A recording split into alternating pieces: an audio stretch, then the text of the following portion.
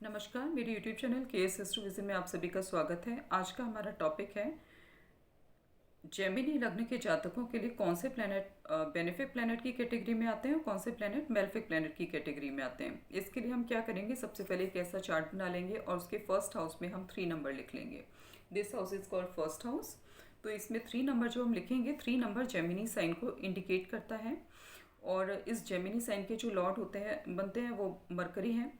और मरकरी जो लॉर्ड है वो इस चार्ट के लिए, इस लग्न के जातकों के लिए हमेशा एक बेनिफिक प्लेनेट का रोल प्ले करेगा। क्यों?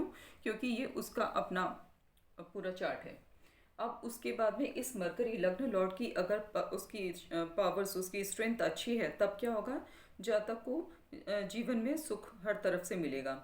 और अगर ये वीक है तब फिर लाइफ में प्रॉब्लम्स का सामना आपको करना पड़ेगा। अब अगर इस मरकरी का संबंध अगर ट्राइन लॉर्ड्स के साथ में हो जाता है तो ये एक राजयोग का निर्माण कर देगा। ट्राइन कौन से हाउसेस होते हैं? ट्राइन हाउसेस में हम गिनती करते हैं फर्स्ट हाउस, फिफ्थ हाउस और ये नाइन्थ हाउस।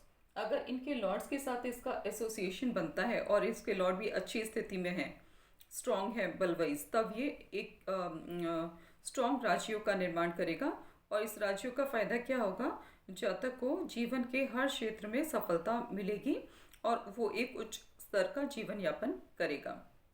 अब अगर इसी बुध का संबंध जुपिटर के साथ में होता है तब क्या होगा, ये जातक को बिजनेस में सफलता दिला देगा, एक अच्छा बिजनेसमैन बनाने का काम करेगा। और इस जुपिटर के पास में 7th हाउस के अलावा ये 10th हाउस की भी लॉर्डशिप है जो कि कर्म भाव माना जाता है। तो इससे रिलेटेड अगर जुपिटर का, वैसे ये वाला हाउस जो होता है मारक हाउस में गिना जाता है 7th हाउस। तो 7th हाउस के लॉर्ड के ऊपर हमेशा इस कुंडली के लिए जो प्लेनेट बेनिफिक है उसकी दृष्टि होना बहुत ज़रूरी है, ताकि इसका जो मारक वाला जो प्रभाव है उसमें कमी आए और ये इससे हमको लाइफ में फ़ायदा मिल सके, बेनिफिट्स मिल सके। क्यों? क्योंकि ये जो 7th हाउस है ये जातक के लिए उसके लाइफ पार्टनर का भी हाउस होता है। हर तरीके की पार्टनरशिप का विचार इस हाउस से किया जाता है। तो इसके ऊपर अगर बेनिफिक इन्फ्लुएंस होगा, बेनिफिक प्लेनेट की दृष्टि होगी इस कुंडली के लिए, जो बेनिफिक होता है, हर कुंडली के लिए मेलेफिक और बेनिफिक प्लेनेट्स अलग अलग होते हैं। ज़रूरी नहीं है कि जो मोस्ट बेनिफिक प्लेनेट जो शुक्र और जुपिटर माने जाते हैं वो हर लग्न के जातकों के लिए वो बेनिफिक प्लेनेट ही हों। वो कुछ के लिए बेनिफिक का रोल प्ले करते हैं तो कुछ के लिए मोस्ट मेलेफिक का भी रोल प्ले करते हैं।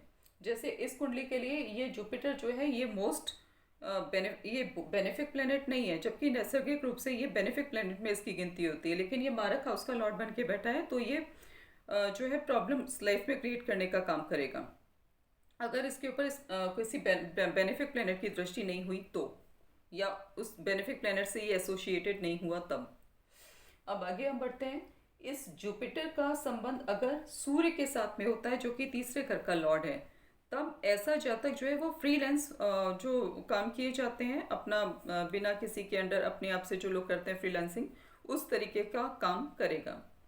और अगर सूर्य से संबंध नहीं है तो ये जो भी बिजनेस करेगा उसमें ये इसको सफलता दिलाने का काम करेगा अगर बुध और गुरु का योग होता है तब।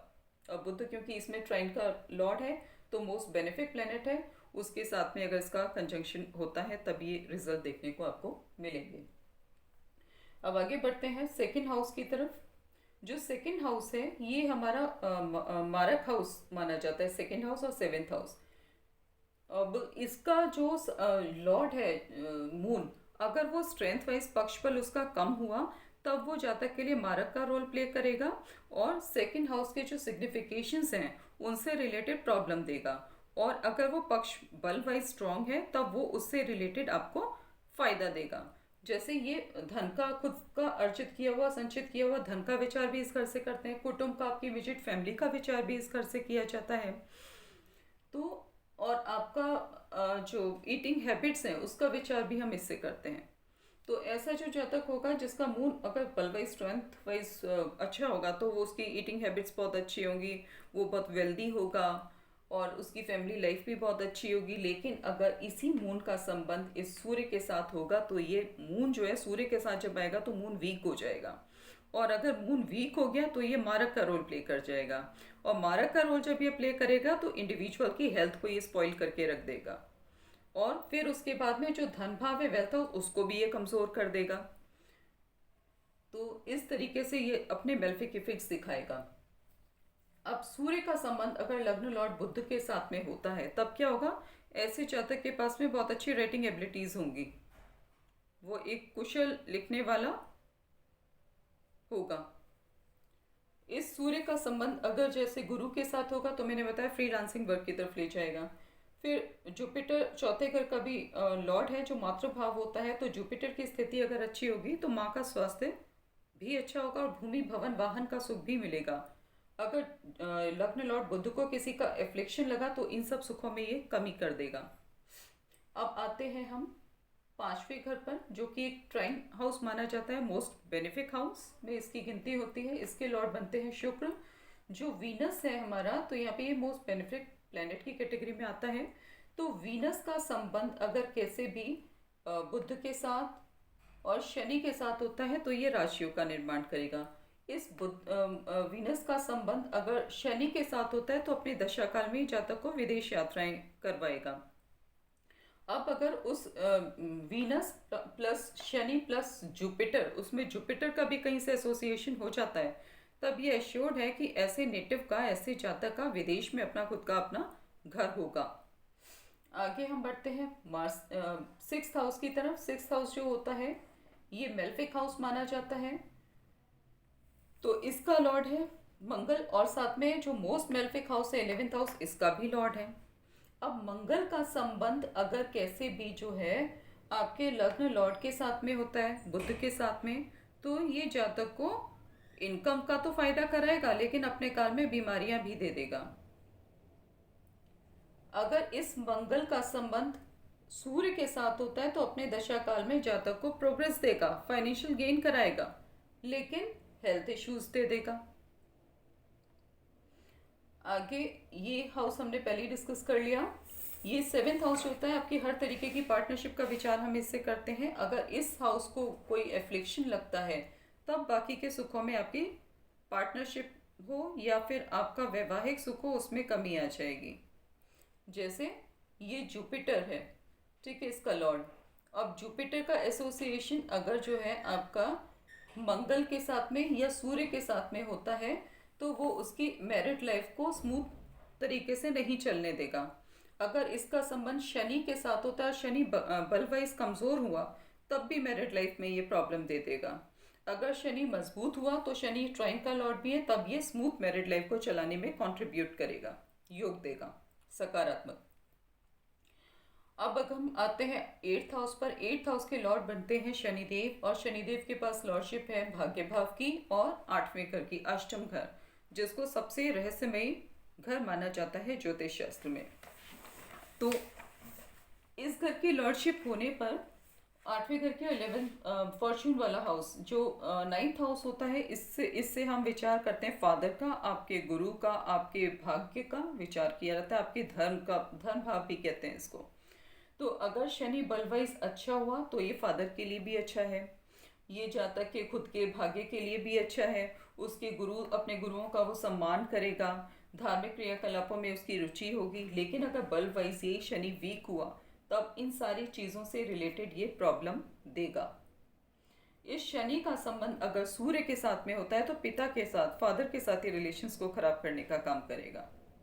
इसी शनि के साथ में, वीक शनि के साथ में अगर चंद्र का संबंध होता है और उसमें मार्स का भी इन्वॉल्वमेंट होता है तो जातक के लिए की आयु को ये कम करने का काम करेगा, क्योंकि आयु का विचार भी इसी घर से किया जाता है।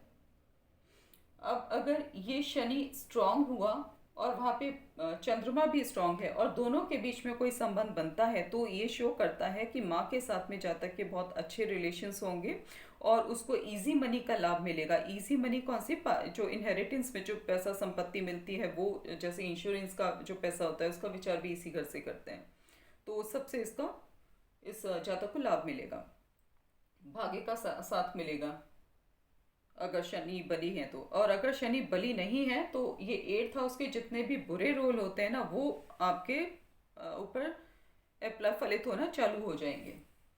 तो अगर किसी की कुंडली में ये बलवाइज क्षीण हो तो इसके बल को आप बढ़ाने के लिए इसके मंत्रों का उच्चारण करें, इसका रत्न धारण करें, जिससे कि इसकी स्थिति मजबूत बने, तो ये आपको लाइफ में बेनिफिक रिजल्ट्स देना स्टार्ट करें। आगे हम बढ़ते हैं कर्म भाव पर। तो इसकी लॉर्डशिप जुपिटर के पास में जाती है। अब कर्म भाव के लॉर्ड का संबंध अगर सूर्य के साथ में बन जाता है, तब क्या होगा कि आपको करियर में ग्रोथ तो ये दे देगा सूर्य के साथ में, इनकम का फायदा भी कराएगा, लेकिन मंगल जो है वो साथ में बीमारियां भी दे देगा। सपोज जुपिटर सूर्य और मंगल का एसोसिएशन हो गया, तब ये रिजल्ट आपको मिलेंगे। और अगर शुक्र जो है इस कुंडली में वो इस स्थान पे 12वें घर में बैठेगा जा करके, तब ये जातक के लिए मालव्य योग का निर्माण कर देगा। मालव्य योग में क्या होगा कि जातक को बहुत अच्छी जिंदगी उसको मिलेगी, हर क्षेत्र में सफलता मिलेगी। तो ये था आज का इस चार्ट का विवेचन। अगर आपको पसंद आया हो जो नॉलेज मैंने आपके साथ शेयर की है, तो मेरे चैनल को लाइक और सब्सक्राइब करें। और इसके अलावा अगर आपके कोई कमेंट्स हों, कोई क्वेरीज हों, तो वो आप मुझे कमेंट बॉक्स में पोस्ट कर सकते हैं। थैंक यू, धन्यवाद।